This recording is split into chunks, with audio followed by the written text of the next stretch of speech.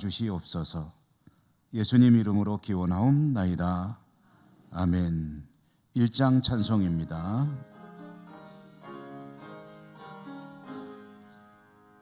만복의 근원 하나님, 온 백성 찬송 드리고 저 천사여 찬송하세. 찬송 성부 성자 성령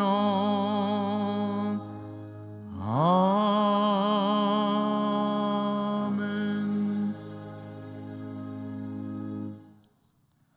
고백의 기도를 드리겠습니다. 인간의 마음과 행위를 감찰하시는 하나님, 왕이신 주님 앞에 서서 저희들 각자의 모습을 들여다봅니다. 볼수록 부끄러운 것뿐임을 고백합니다. 진리의 말씀을 듣고 순종하지 못했습니다. 언행으로 하늘에 계신 하나님께 기쁨이 되고 영광을 돌려야 하는데 그렇지 못했습니다. 만왕의 왕이신 주님을 온전히 신뢰하지도 못했습니다. 겸손히 주님 앞에 믿음으로 서지 못했습니다. 두려운 마음으로 저희들의 연약함, 부족함을 고백합니다. 불쌍히 여겨 주시옵소서. 이 시간에 계속해서 모든 드러나지 않는 은밀한 죄와 허물들 침묵하며 하나님 앞에 고백합니다.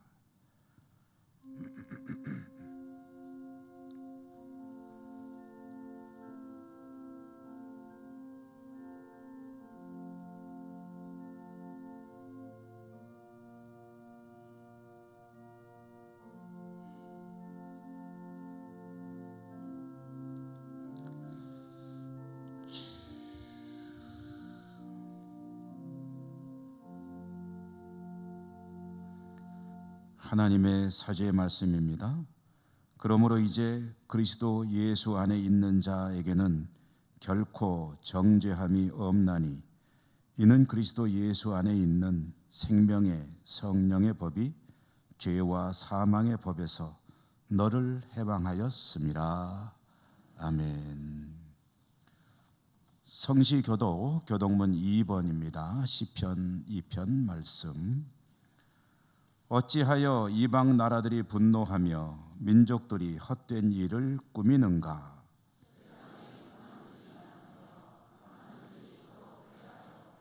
여호와와 그의 기름 부음 받은 자를 대적하며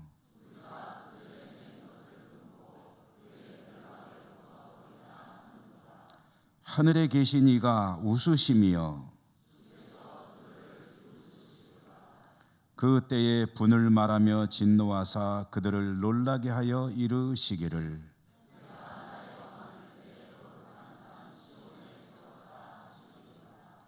내가 여호와의 명령을 전하노라. 여호와께서 내게 이르시되 내게 구하라. 내가 이방 나라를 내 유업으로 주리니. 아멘. 사도신경 신앙 고백합니다. 나는 전능하신 아버지 하나님, 천지의 창조주를 믿습니다. 나는 그의 유일하신 아들 우리 주 예수 그리스도를 믿습니다. 그는 성령으로 잉태되어 동정녀 마리아에게서 나시고 본디오 빌라도에게 고난을 받아 십자가에 못 박혀 죽으시고 장사된 다시 살아나셨으며 하늘에 오르시어 전능하신 아버지 하나님 우편에 앉아 계시다가 거기로부터 살아있는 자와 죽은 자를 심판하러 오십니다. 나는 성령을 믿으며 거룩한 공교회와 성도의 교제와 죄를 용서받는 것과 몸의 부활과 영생을 믿습니다. 아멘. 67장 찬송가입니다.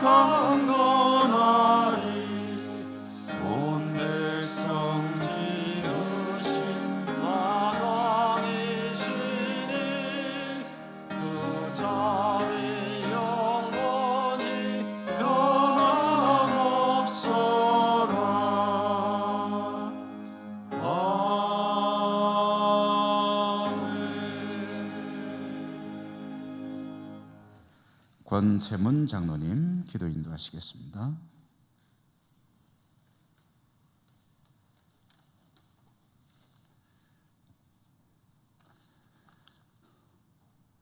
천지 만물의 주인이 되시는 하나님 아버지, 올 한 해도 한량없이 베풀어 주시고 채워주신 주님을 찬양합니다. 돌아보면 무엇 하나 하나님의 은혜가 아닌 것이 없지만 감사하지 못하고 살았던 저희들의 연약함을 용서하여 주시고 저희의 마음이 상황과 환경을 초월하여 감사하는 성숙한 믿음이 되게 하시고 복된 주님의 날 귀한 예배를 올려드리는 저희들에게 임재하여 주시옵소서. 이 나라의 민족을 사랑하시는 하나님 아버지, 우리나라가 공의와 정의를 구현시키는 나라가 되게 하시고 대통령과 미정자들은 국민들을 존경하는 바른 정치를 하며 하나님의 선하신 뜻에 따라 나라를 이끌어 갈 수 있도록 분별력을 주시옵소서.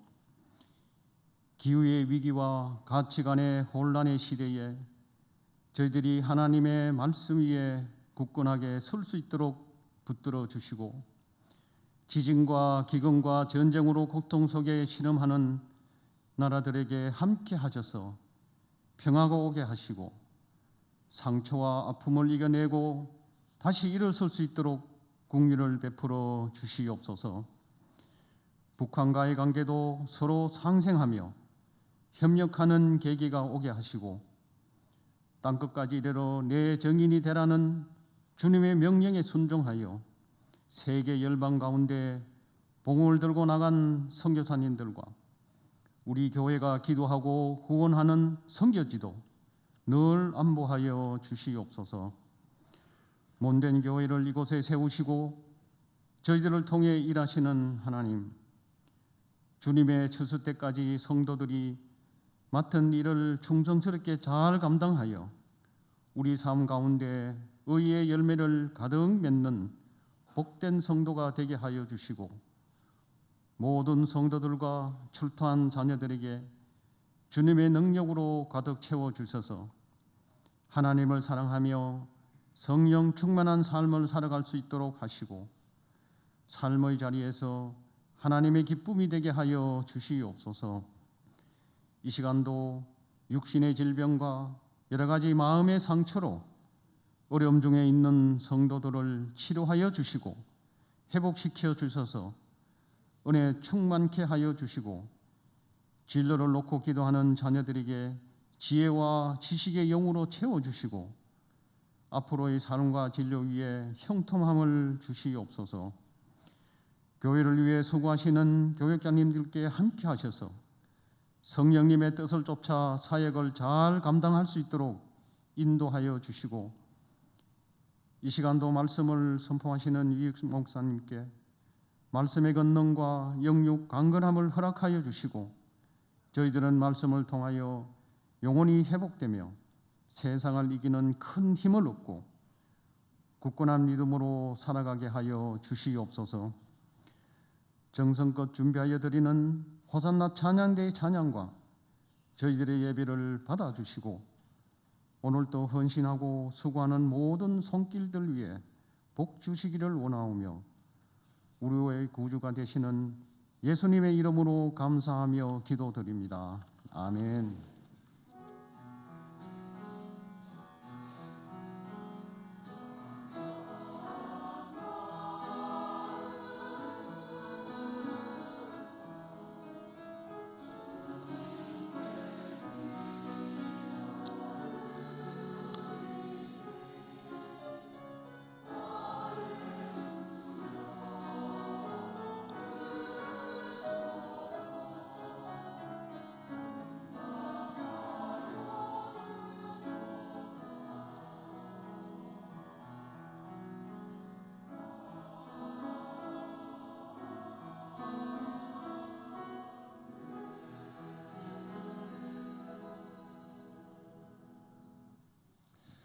오늘 하나님께서 우리들에게 주시는 말씀을 봉독하겠습니다. 신약성경 로마서 4장 18절에서 22절까지입니다.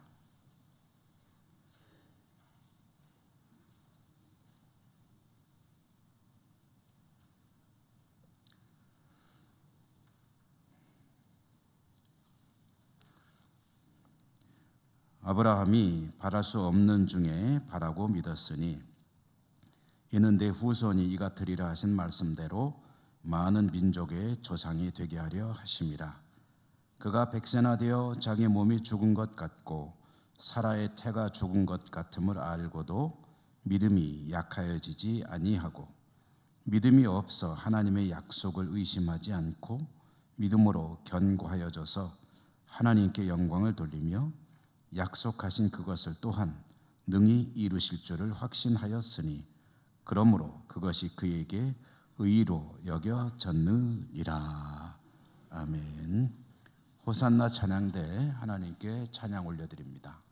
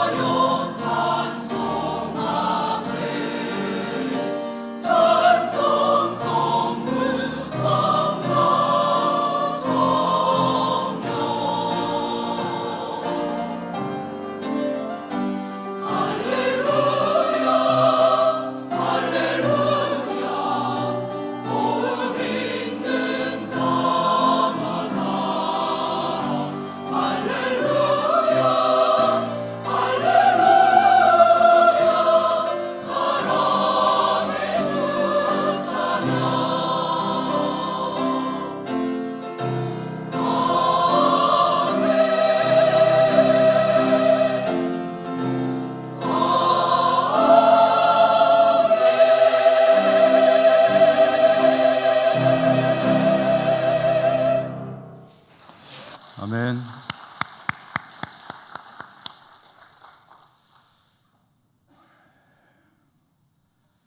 하나님을 예배하는 여러분들 진심으로 환영하고 축복합니다. 오늘도 예배하는 이에게 주시는 하나님의 은혜가 풍성하시기를 기원합니다. 하나님이 복이다 라는 제목으로 말씀을 전하려고 합니다. 오늘 주시는 이 말씀은 로마서의 일부죠. 로마서는 편지입니다. 사도 바울이 로마의 성도들에게 보낸 편지가 하나님께서 성경을 수많은 글들 중에서 모으실 때 포함이 되었고 성경 중에 한 권의 책이 되어 우리에게 전해지고 있고 참으로 큰 영감과 은혜를 주시는 말씀으로 우리가 대하고 있죠. 원래가 편지이기 때문에 여러분 편지들 많이 요즘엔 안 쓰시죠. 근데 과거에는 많이 쓰셨죠. 편지를 쓰신다고 한다면 아마 편지를 쓰는 목적이 있으실 겁니다. 안부 편지일 수 있고 또는 무슨 필요한 게 있어서 요청하는 편지일 수도 있고 어떤 사실을 알리기 위한 공지의 편지일 수도 있고 등기도 있겠죠. 이런 여러 가지 편지의 목적들이 있는데 사도 바울이 로마의 성도들에게 이 편지를 보낸 것도 역시 목적이 있습니다.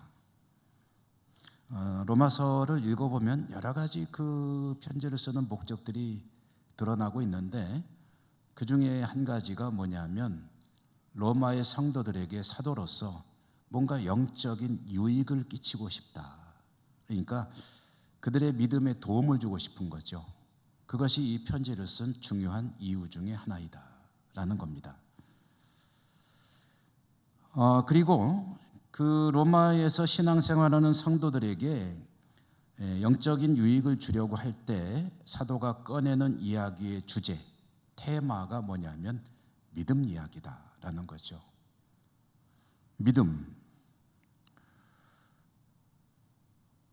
믿음으로 그들에게 뭔가 이야기를 들려주므로 로마에서 어렵게 신앙생활하는 이들에게 격려도 하고 실질적인 도움을 주고 싶은 건데요. 여러분 성경이 어떤 이야기를 할 때, 특별히 믿음 이야기를 할 때는 믿음이라는 이런 것입니다 라고 사전적으로 풀이하기보다는 사람의 이야기를 들려주는 경우가 훨씬 더 많습니다. 그러니까 믿음이 뭔지 궁금해요 라고 한다면 성경을 들고 읽지 않습니까? 그러면 믿음은 이런 거야 1번, 2번, 3번, 4번 그런 게 아니고 사람의 이야기를 들려주는 거예요. 그럼 이 사람이 살아오는 그 이야기가 바로 믿음이라는 거야 라고 하는데 그때 믿음 이야기의 대표 선수로 자주 부름받는 이가 누구일까요? 믿음하면 떠오르는 인물 한번 생각해 보십시오. 누굽니까? 아브라함이죠? 예, 그렇습니다. 성경은 다시 말해 하나님은 믿음에 대해서 이야기하고 싶으실 때 믿음이란 이런 것이다 라고 설명하시기보다는 아브라함의 이야기를 들고 읽도록 하시는 겁니다. 그럼 믿음이 뭐예요? 이 사람 사는 거 봐라, 이게 바로 믿음이야. 온유함의 모델로 등장하는 사람을 꼽아보라고 한다면 누구일까요? 모세겠죠. 모세는 그 누구보다도 온유했다라고 성경이 말하고 있죠. 하나님이 정말로 사랑하고 싶은 사람, 사랑하지 않을 수 없는 사람이 누구냐? 라고 한 사람을 꼽아본다면 이 문제는 좀 어려운가 보네요. 조용하신 거 보니까 누굽니까? 다윗이겠죠. 다윗. 그와 같이 믿음 이야기, 사랑받는 사람은 누굽니까? 다윗. 하나님께 사랑받고 싶습니까? 다윗처럼 살으라는 거예요. 그러면 하나님 앞에 인정받는 믿음은 어떤 믿음입니까? 궁금하냐? 그러면 아브라함의 이야기를 읽으라. 사도 바울도 로마의 성도들에게 믿음 이야기를 꺼내는데요, 아브라함 이야기를 들고 나옵니다. 오늘 우리가 읽은 이 말씀이 아브라함의 믿음 이야기입니다. 자, 아브라함 이야기 속으로 한번 들어가 볼까요? 아브라함은 갈대아 우르라고 하는 문명 도시에서 잘 살던 사람입니다. 근데 어느 날 하나님께서 그에게 나타나셨죠. 그래서 그가 잘 살고 있는 그 고향이었을 우르, 그곳을 떠나라 라고 말씀하십니다. 어디로요? 내가 내게 지시할 곳, 지시하는 곳이 아니라 앞으로 알려줄 테니까 일단 떠나라 라고 말씀을 하신 겁니다. 그 말씀에 따라서 아브라함은 자기가 여태까지 뿌리를 내리고 살던 고향 땅을 떠나게 되는데, 그때 하나님께서 떠나도록 하기 위해서 주신 약속이 있어요. 약속의 핵심이 뭐냐면은 아들이 없던 아브라함에게 아들을 주겠다고 하신 겁니다. 내가 너에게 아들을 주고 그런 큰 민족을 이루고, 그리고 너도 또 이 땅의 수많은 천한 만민들이 복을 받게 할 것이다. 너로부터 복이 시작된다는 거죠. 그 아들을 너에게 줄 테니까 너는 떠나라 라고 말씀하셨고, 아브라함은 그 하나님의 약속에 따라 믿고 고향을 떠나 갔는데 하란이라는 곳에 가서 정착을 했습니다. 하란이라는 곳에 정착을 하고 살고 있는데 거기가 하나님이 예정하신 곳은 아니었습니다. 그래서 거기서 얼마나 살았는지는 알 수 없습니다만은 다시 하나님께서 떠나라 하시니까 하란을 떠나서 드디어 하나님께서 예정하신 땅 가나안으로 들어가게 됩니다. 하란을 떠나서 가나안으로 갈 때 아브라함의 나이가 얼마였냐면은 75세였습니다. 우리 75세 된 성도님들 계시면 알아, 나랑 동갑이네 하고 생각하시면 되겠습니다. 75세에 아브라함이 하란을 떠나는데, 그러니까 이렇게 된 거죠. 갈대아 우르가 있고 갈대아 우르에서 떠나서 하란에 와서 살았는데, 여기서 지금 몇 년 살았는지 몰라요. 우르를 언제 떠났고 여기서 얼마 동안 살았는지 모르는데, 그런데 한 가지 중요한 사실이 있습니다. 75세가 될 때까지 아직 아들은 태어나지 않았다는 사실. 갈대아 우르를 떠날 때 아들을 준다고 하셨는데 75세가 될 때까지 아들이 없었습니다. 그런데 하나님은 또다시 하란을 떠나라면서 아들에 대한 약속을 재확인하셨어요. 너에게 아들을 줄 거야. 아브라함은 가나안, 하나님께서 가라 하신 곳으로 왔습니다. 하나님께서 가라 하셨으니까 참 거기서 행복하게 평안하게 잘 살았으면 좋았을 터인데, 그런데 그 가나안에서 참 많은 일들이 있었습니다. 대개는 어려운 일들이었습니다. 수많은 고난들을 겪게 되는데, 도착하자마자 기근이 닥쳐왔습니다. 먹고 살 수가 없는 거예요. 아브라함은 먹고 살기 위해서 하나님께서 예정하신 약속의 땅 가나안을 떠나서 그래도 양식이 있을 것으로 기대되는 이집트로 갔습니다. 이집트에 가서 먹고 사는 문제는 해결이 되나 했는데, 그만 이집트의 지배자인 바로가 아브라함의 아내인 사라에게 욕심을 품고 아내를 뺏어가 버렸습니다. 이게 웬 날벼락입니까? 하나님의 은혜로 아내를 다시 찾기는 하는데 얼마나 놀랐을까요? 그렇게 해서 하나님의 계시에 따라서 그는 다시 가나안으로 돌아오게 됩니다. 이때는 또 하나의 반전도 있어요. 아브라함이 이집트를 떠날 때 많은 재물들을 가지고 나오게 됐다. 부자가 돼서 나온 거죠. 이것은 하나님께서 주시는 선물이었습니다. 돌아온 이후에는 아들이 없으니 아들같이 여겼을 수도 있을 조카 롯과 헤어지게 됩니다. 이것은 아브라함에게 상당히 아픔이었습니다. 그런데 그 롯이 아브라함을 떠나서 소돔이라는 곳에 가서 잘 살았으면 좋았을 텐데 소식이 들려와요. 거기 전쟁이 났다는 거예요. 전쟁이 났는데 조카 롯이 끌려가 버렸다. 전쟁포로가 됐다는 거죠. 이 소식을 듣고 아브라함은 부랴부랴 주위에서 사람들을 끌어모았습니다. 군대도 아니죠 뭐. 사람들을 끌어모아서 318명이라고 하는데 그 사람들을 이끌고 가서 4개국 연합군과 충돌을 해서 롯을 구출해 오게 됩니다. 기가 막힌 일이죠.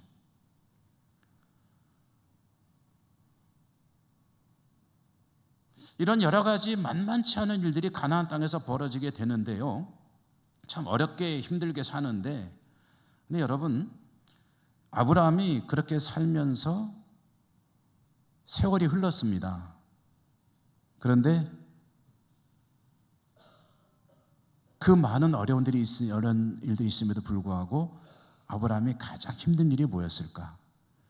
99세가 될 때까지 거기서 이 수많은 일들을 겪으며 살았는데 이 많은 시련과 고난들을 겪었는데 그래도 아브라함에게 가장 힘겨운 일은 무엇이었을까? 견디기 어려운 일은 무엇이었을까? 318명 데리고 전쟁 치르는 것이었을까? 굶어 죽을까 봐 가나안을 떠나는 일이었을까? 뭐였을까? 롯과 이별하는 일이었을까? 가장 힘든 일이 무엇이었을까? 그것은 아마 아직도 아들이 없다는 사실이었을 것입니다. 99세가 됐고 아내는 89세입니다. 이 나이가 되면은 생물학적으로는 자손을 얻을 수가 없죠. 그런데 아직도 아들이 없다는 사실이 아브라함에게는 가장 힘든 일이었을 것입니다.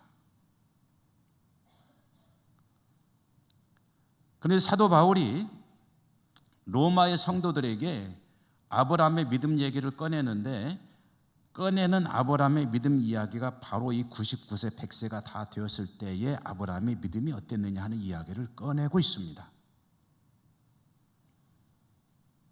아직 하나님 약속이 받은 지 얼마 안 됐고 아브라함과 사라가 출산이 가능한 나이였을 때의 믿음 이야기가 아니고 99세, 89세, 100세가 다 되어가는 그때에 아브라함의 믿음이 어땠느냐. 사도 바울이 꺼내는 그 이야기, 오늘 말씀에 제가 봉독했죠. 19절부터 21절까지 내용인데요. 여러분 한번 같이 읽어보도록 하실까요? 19절부터 21절까지입니다. 19절부터 21절 한번 읽지요. 시작. 그가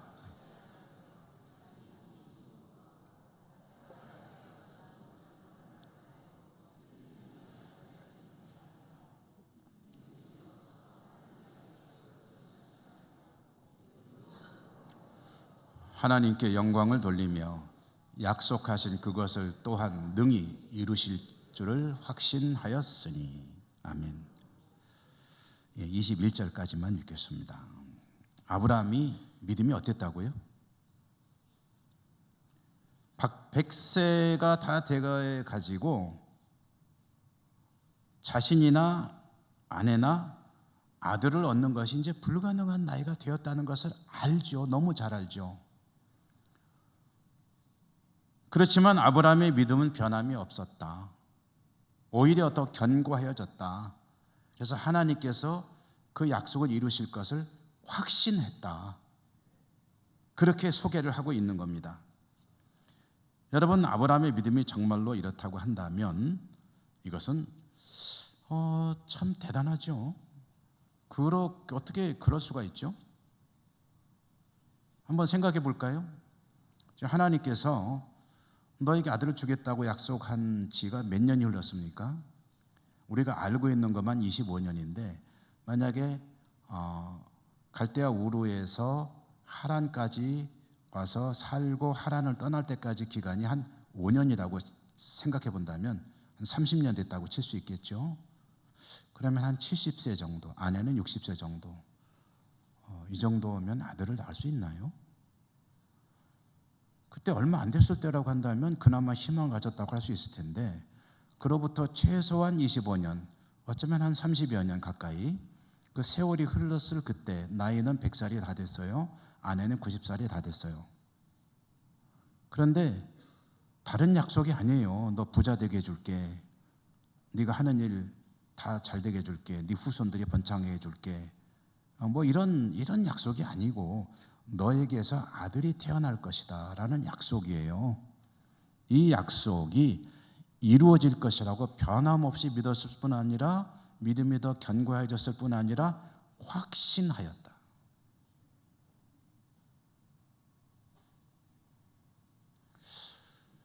이러면은 참 대단한 믿음이라고 하지 않을 수 없죠. 그런데 여러분, 아브라함의 믿음이 정말로 이렇게 대단한 것이었을까 하는 것도 한번 확인은 해봐야 되겠습니다. 그래서 아브라함의 이야기를 직접적으로 기록하고 있는 창세기 말씀을 한번 쭉 읽어봐야 하는데요. 여기서 읽을 수 없으니까 제가 대충 정리해서 말씀드리면, 사도 바울은 로마서에서 아브라함의 믿음을 대단하다고 이야기하고 있지만 창세기를 통해서 보게 되는 아브라함의 믿음은 어땠을까? 아브라함의 믿음은 이렇게 어마어마한, 조금도 흔들리지 않는 그런 견고한 믿음이었다라고 말하기는 손색이 있습니다. 결정적인 증거 하나만 들어본다면 그에게는 이미 아들이 하나 있었습니다. 나중에 얻게 되는 아들 말고 이미 아들을 하나 얻었다는 거예요. 아브라함과 사라가 80대, 70대에 들었을 때에 그들은 내심 속으로 포기하기 시작했습니다.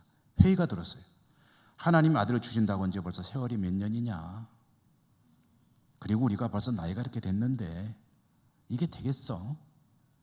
그랬더니 아내가 이렇게 제안을 합니다. 이보시오, 당신이나 나나 이제 하나님 약속만 믿고 있기에는 너무 우리가 좀 무모한 것 같소이다. 그러니 당신에게는 후사가 있어야 될 거 아니에요. 자, 내 여종 하갈, 이 아이를 데려다가 당신이 후손을 얻도록 하시오 라고 제안을 합니다. 만약에 아브라함과 사라가 여전히 하나님의 약속을 견고하게 믿고 있었다고 한다면 그런 선택을 할 리가 없었겠죠. 그런데 사라가 제안을 했고 아브라함은 그것을 받아들였습니다. 그래서 하갈을 통해서 이미 아들을 얻었습니다. 이스마엘이라고 하는 아들입니다. 그런데 그런 아브라함의 믿음 이야기를 사도 바울이 꺼내면서 그는 믿음이 흔들리지 않았다, 100세가 되도록 믿음이 견고했다, 확신했다 라고 하는 얘기를 꺼내는 근거는 도대체 뭐냐?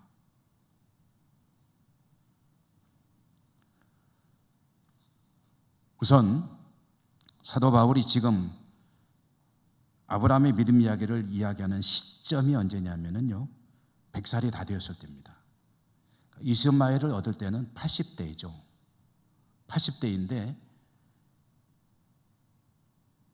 지금 이야기하는 것은 100살이 다 됐을 때 이야기다. 이 이야기는 언제 사건을 두고 말하는 거냐면은, 여러분 댁에 가서 한번 읽어보세요. 창세기 18장에 보면은 하나님께서 아브라함을 찾아오는 이야기가 전해집니다.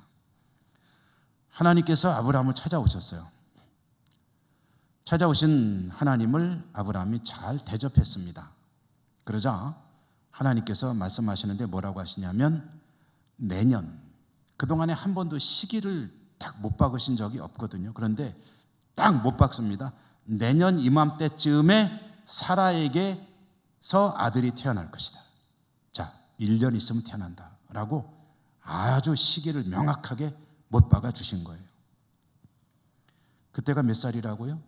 99세, 89세, 100세가 다 됐을 때죠. 자, 이 이야기를 듣고 사라가 그걸 들었어요. 그리고서 어떻게 반응했냐면 픽 하고 웃었습니다. 웃는 게 정상이죠. 지금 내가 나이가 얼마고 우리 남편이 나이가 얼만데 저 양반이 하나님이라 하시더라도 어떻게 우리에게서 아들이 태어난단 말인가? 참 웃기는구나 하고서 웃다가 하나님한테 들켜가지고 혼났거든요. 그런데 사라는 그랬는데 아브라함은 그 말씀을 어떻게 받아들였는지가 성경에 나오지 않아요. 아브라함이 그것을 믿었을까? 안 믿었을까? 사라처럼 속으로 웃었을까? 아니면은 어땠을까? 몰라요. 성경에 안 나오니까. 그런데 하나님께서 사도 바울을 통해서 로마서에서 그때 아브라함의 믿음이 어땠는지를 풀어주시는 겁니다. 성령께서 사도 바울에게 감동하시고 그걸 읽었겠죠? 읽었을 때 거기에는 나오지 않지만 하나님께서 사도 바울에게 깨닫게 하시는 것은 아브라함은 그것을 믿었다는 거예요. 이것은 성령님만이 해주실 수 있는 해석입니다. 그러니까 성경은 성경으로 풀어야 된다라고 하잖아요. 이게 로마서 이 말씀이 안 나왔으면 아브라함이 믿었는지 안 믿었는지 몰라요.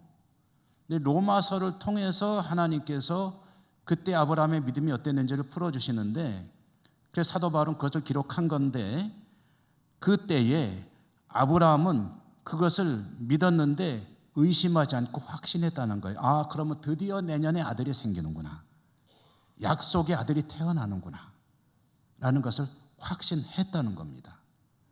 믿을 수 없는 중에 오늘 본문에 보면은요, 뭐라고 되어 있죠? 바랄 수 없는 중에 바라고, 그리고 믿을 수 없지만 믿었다.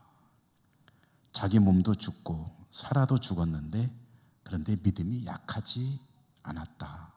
의심하지 않고 더 견고하고 확신했다.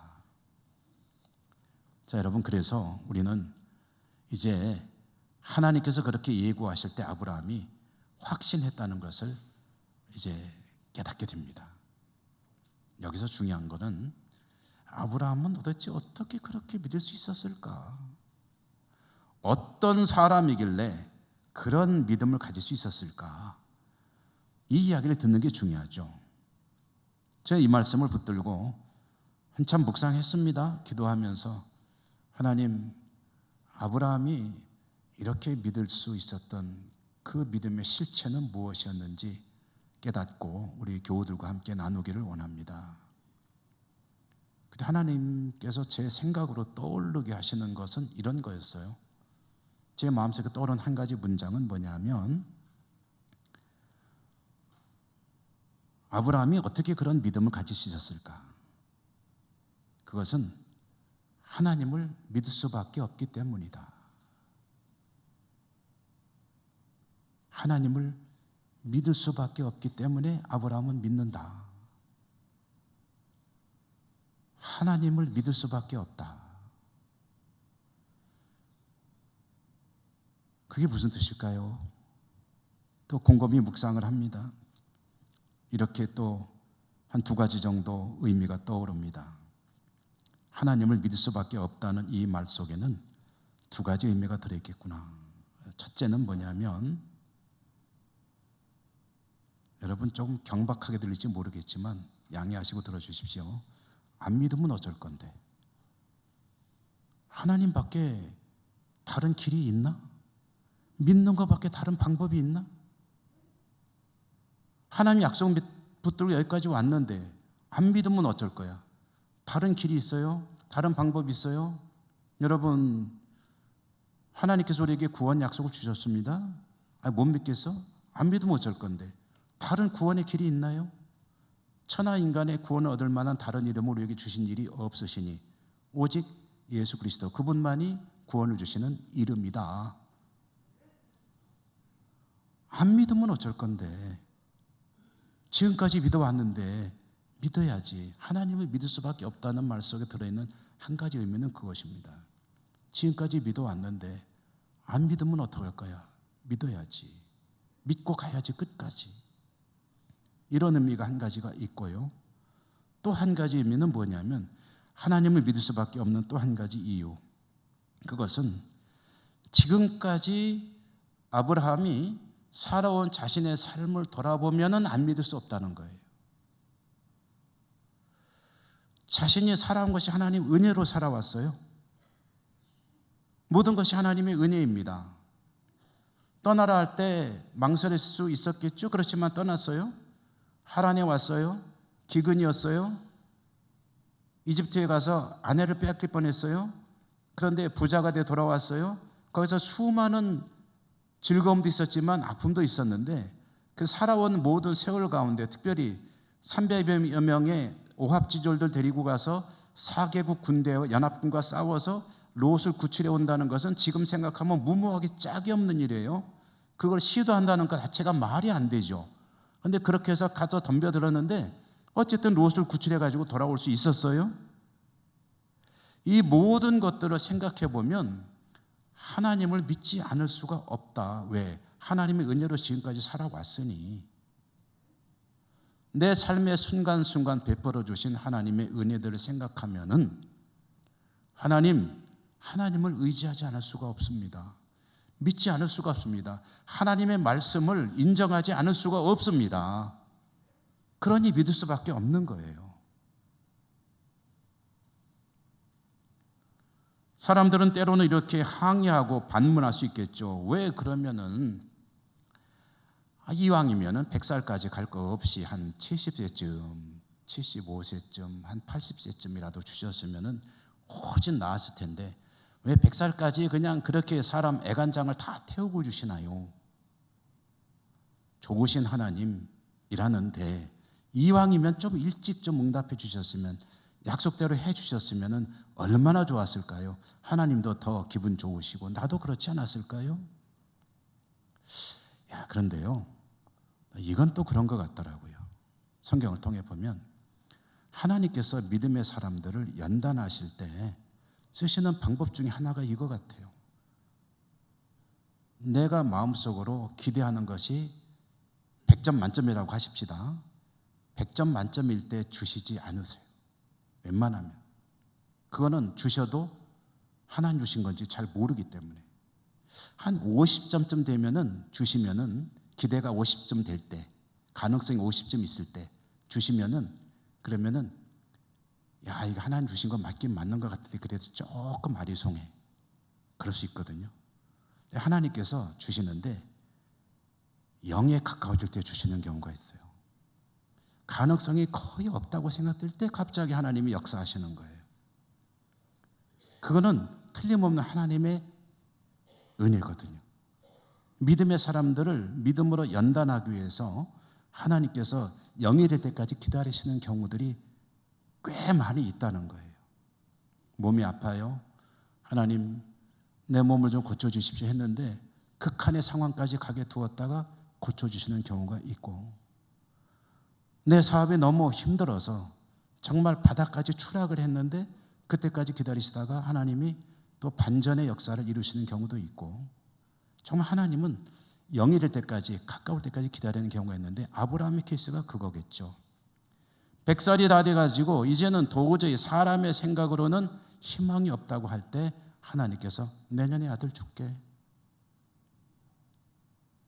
근데 아브라함이 지나온 삶을 생각해 보면 기가 막힌 역사를 이루어 가시는 하나님을 믿지 않을 수가 없다는 거예요.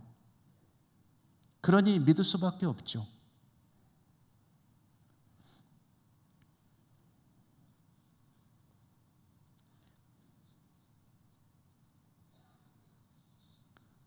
아브라함은 절망할 수밖에 없지만 하나님의 약속을 붙든 믿음을 가졌죠. 사실 하나님의 구원 역사가 그런 것 같아요. 여러분, 십자가가 그런 거 아닙니까? 십자가 이전에 제자들은 예수 그리스도를 메시아로 기대하지 않았습니까? 근데 십자가에 죽으실 때는 이제 이거 다 끝났네. 기대 제로. 근데 기대 제로에서 사흘 만에 부활하심으로 반전의 역사를 보여주시잖아요. 하나님의 반전입니다. 이게 하나님께서 하시는 방법 중에 하나라는 거죠. 그런데 그 반전이 있기 전에라도 하나님께서 지금까지 내게 보여주신 은혜만 생각해도 하나님의 말씀은 부인할 수 없습니다 라는 믿음을 가지고 나갈 때 그 믿음은 믿음의 조상이 되기에 손색이 없는 믿음이다. 사도 바울이 그 믿음을 소개하는 겁니다. 하나님을 믿으라. 왜 믿어야 됩니까? 믿을 수밖에 없으니 믿어야 한다. 안 믿으면 어떡할 건데? 다른 길이 있어요? 없어요. 더더욱이 지금까지 내 삶 가운데 역사하신 하나님을 돌이켜 생각해 보세요. 어떻게 안 믿을 수 있어요? 믿어야지. 당연히 믿는 거지.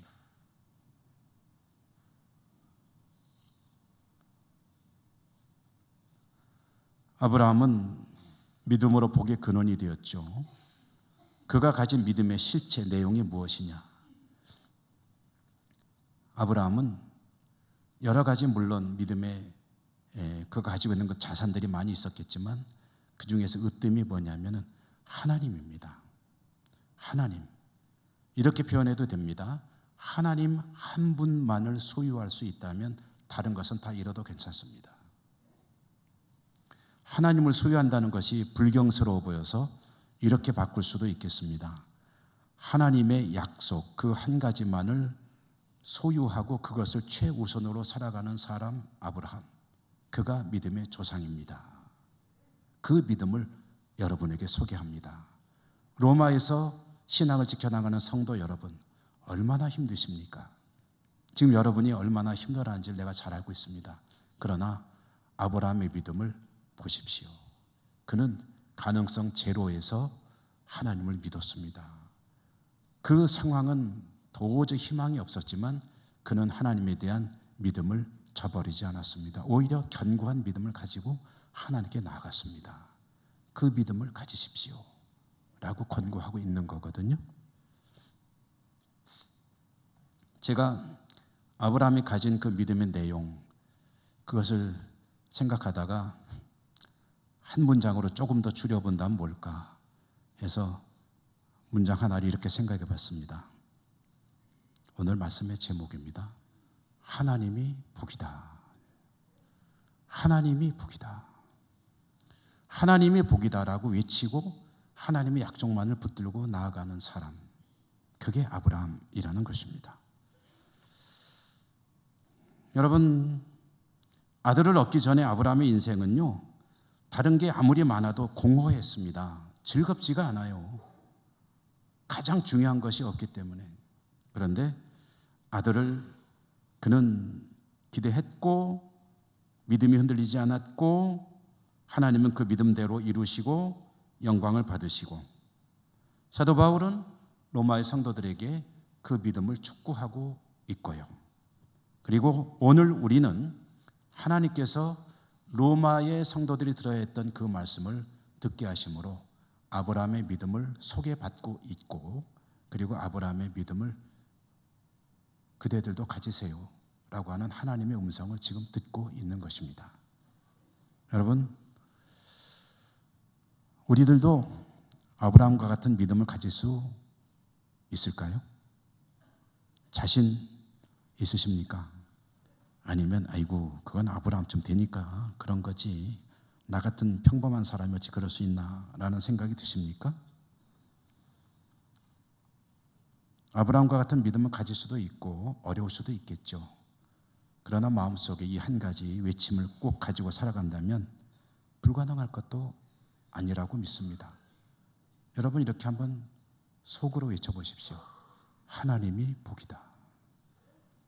하나님이 복이다. 하나님의 약속을 가지는 것이 복이다.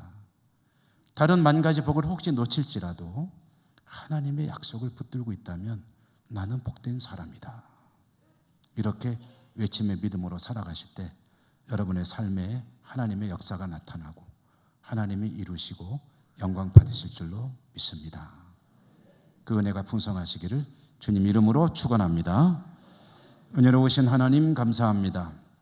오늘도 저희들에게 말씀 주셨습니다. 이 말씀 하나님이 복이십니다. 하나님의 약속만 붙들고 나갑니다.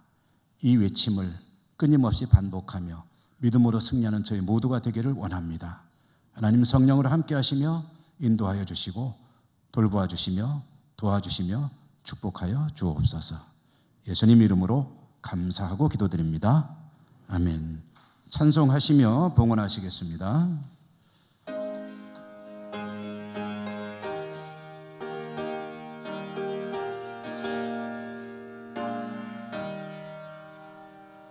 내 주여 뜻대로 행하시옵소서. 온 몸과 영혼을 다 주께 드리니 이 세상 고락한 주 인도하시고 날 주관하셔서 뜻대로 하소서. 내 주여 뜻대로 행하시옵소서. 큰 근심 중에도 낙심케 마소서. 주님도 때로는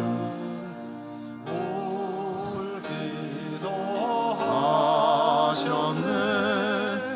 날 주관하셔서 뜻대로 하소서. 내 주여 뜻대로 행하시옵소서.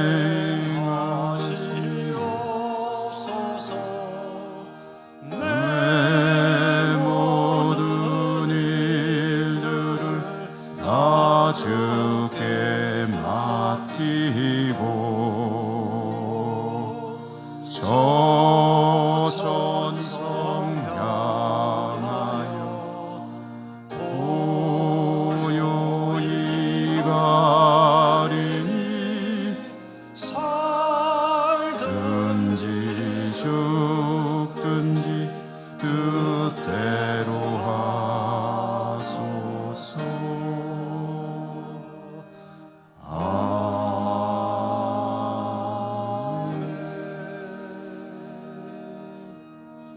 사랑의 하나님, 오늘 저희들이 하나님을 예배할 수 있는 은총을 베풀어 주시고 또 하나님 앞에 나오는 저희들의 손이 빈손이 아니라 올려드릴 예물을 들고 오시도록 복 주셨으니 감사합니다. 모든 것이 하나님의 은혜요 은사입니다. 주신 것의 지극히 일부입니다. 오늘도 그래도 정성껏 구별해 가지고 나왔습니다. 올려드립니다. 받아주시고 저희들의 삶이 믿음의 삶일 수 있기를 원합니다. 하나님이 복이십니다. 늘 이 외침을 내면에 반복해서 외치며 하나님 약속 붙들고 승리하는 삶으로 나갈 수 있기를 원합니다. 성령님 도와주시옵소서. 감사하고 예수님 이름으로 기도드립니다. 아멘.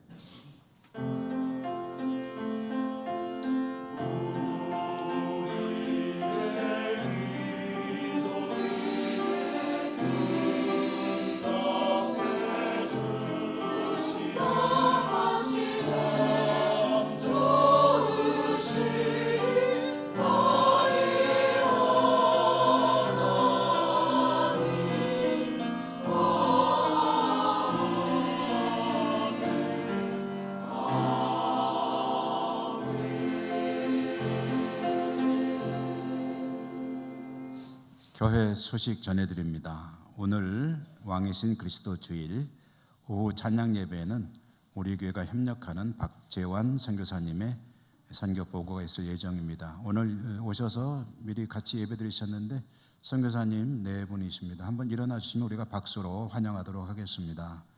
예. 네,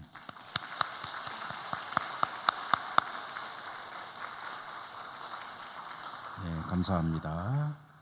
정기 당회 2부 예배 후에 있습니다. 이번 달 당회는 내년도 예산안을 다루는 당회입니다. 그리고 다음 주에는 재직회가 있겠고요. 재직회에서 역시 예산안을 다루게 되겠습니다. 1권사회, 2권사회는 총회가 있습니다. 1권사는 오후 찬양 예배 후, 2권사는 2부 예배 후. 장소를 잘 보시고 권사님들이 찾아가시면 되겠고요.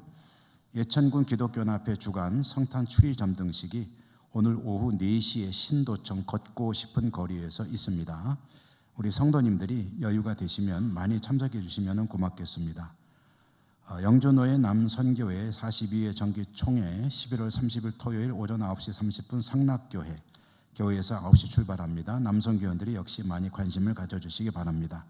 주보에 없는데 광고 먼저 드리면 10월 27일에 서울에서 집회도 있었고요. 포괄적 차별금지법을 반대하는 우리 기독교 교회의 움직임이 거셉니다. 그 중에 특별히 성경적으로 용납하기 어려운 내용들이 들어있기 때문에 우리가 이렇게 적극적으로 반대 움직임을 하고 있는 건데요. 지금 밖에 여러분 나가실 때 교회마다 서명을 좀 받고 있는 중입니다. 전국의 교회들이 다 하고 있습니다.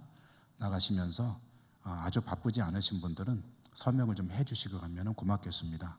물론 나는 생각이 좀 다르다 하면 안 하셔도 됩니다. 밖에 서명을 해주시면 고맙겠고요. 그 다음에 오늘 중식을 위해서 이어전도에 수고해 주시면 감사하고, 우수경 집사님께서 우리 교우들에게 떡과 과일을 대접해 주십니다. 각 부서에서는 총회 결과를 다음 주일까지 사무실로 내주십사 하는 광고 드리고요.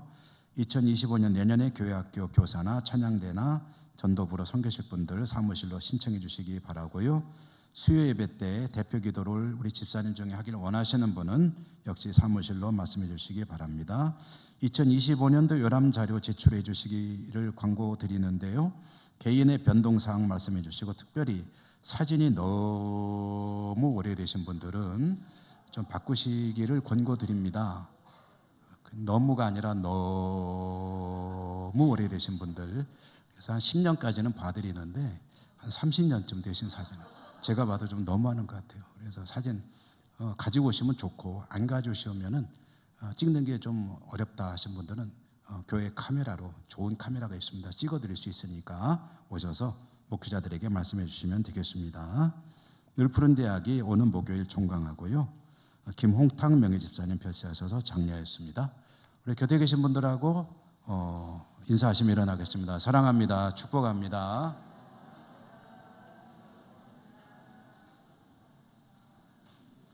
주기도성과 축도로 예배를 마치겠습니다.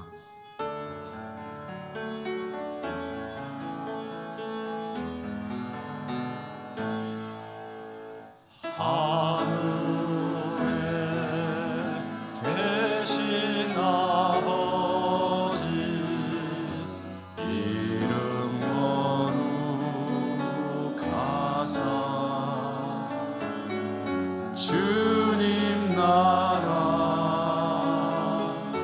임하시고 뜻이 이루어지리다.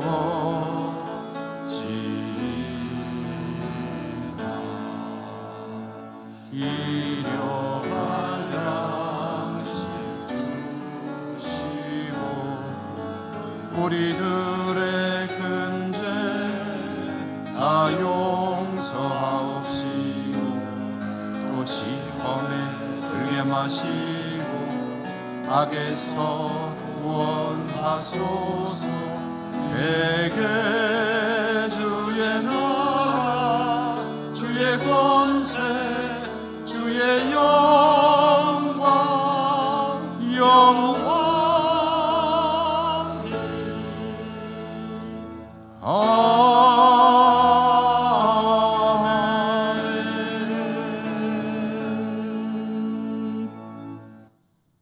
하나님, 주의 백성들이 하나님을 예배하고 또다시 삶의 자리로 나갑니다. 어디를 가든 하나님 동행해 주시고 지켜주시고 저들은 하나님이 복이십니다 외치며 믿음으로 승리하는 삶을 살 수 있도록 축복하여 주시옵소서. 여러 곳에 흩어져 살아가는 우리 사랑하는 가족들에게도 하나님 은혜 베풀어 주시옵소서. 감사하고 예수님 이름으로 기도드립니다. 아멘.